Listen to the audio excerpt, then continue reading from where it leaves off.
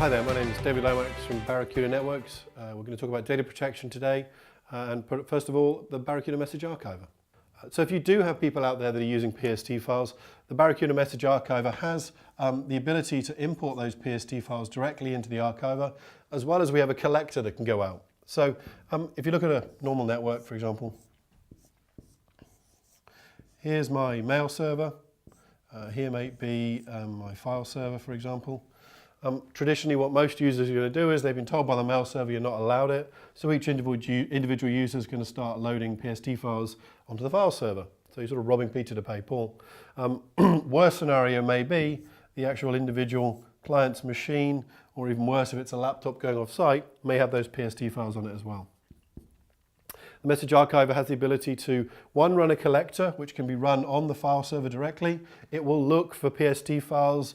You know, there's 10 different PST files. It will find those PST files and automatically upload those to the Barracuda Message Archiver. The users themselves can drop their PST files directly onto the Barracuda Message Archiver, and the mail store itself, we can import historical stuff via IMAP or uploading it in various other means.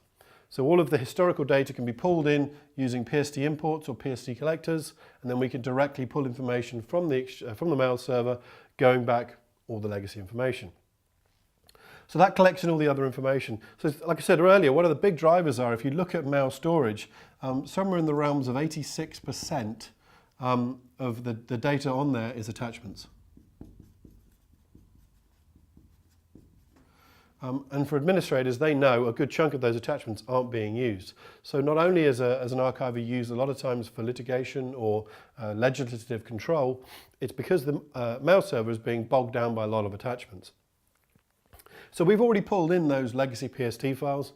What we want to do now is try and leverage some of the storage on the Message Archiver, or alleviate some of the storage on the Message Archiver. What we can do with that is what's called message stubbing. So we can go through the storage on here and say anything greater than, for example, 10 megabytes, or we could say anything older than 30 days, for example.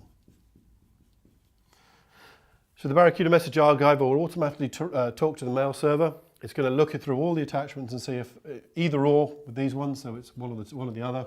So if it's over 10 meg, or it's older than 30 days, I'll go through the message store and I'll do what's called stubbing. What that means is if you look at a traditional email on a client, you're going to have the email that shows you who it's to, who it's from, and then your data in it.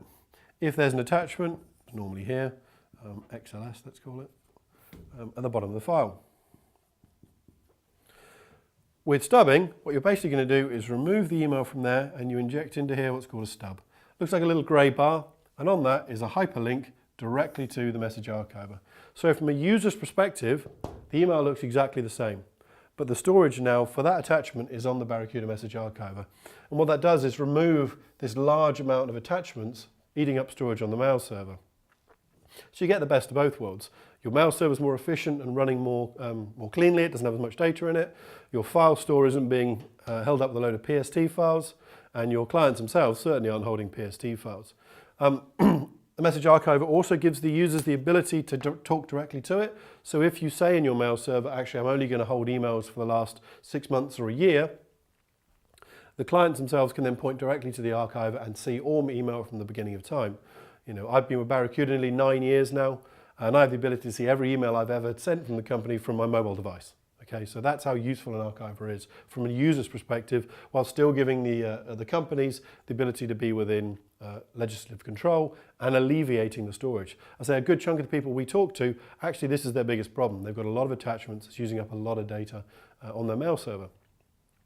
So with the clients having access to this data, obviously both administrators and clients can do it, but it's very easily searchable. You can create multiple search criteria, so not only who it's to or from, based within a date range, based on certain information within it. The archiver also indexes data within commonly used attachment types, so if there is a user or a name or something within a file attachment, we'll index that as well, and the users can search on that very easily. What the users can also do, if you're an offline user, you have the ability to say, actually I want to hold that data offline, or you can actually create an offline storage file on your machine for all of your email archiving.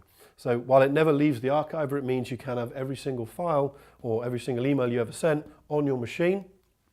One thing I think I should talk about, which I didn't say at the start, when we're talking to the mail server, if this is Exchange, for example, we're not only talking about just mail content, we can do all the rest of the PIM information. So contacts, tasks, address book also gets backed up to the Barracuda Message Archiver. So if users delete or lose a contact they use or some sort of task they had set up, they can automatically restore that back from the archiver as well. So the Barracuda message archiving solution gives you a one-stop solution, not only from legislation, but also from an email storage perspective, and making life a lot easier for your clients out there. Okay, so thanks for watching. Again, my name was David Lomax from Barracuda Networks. Thank you.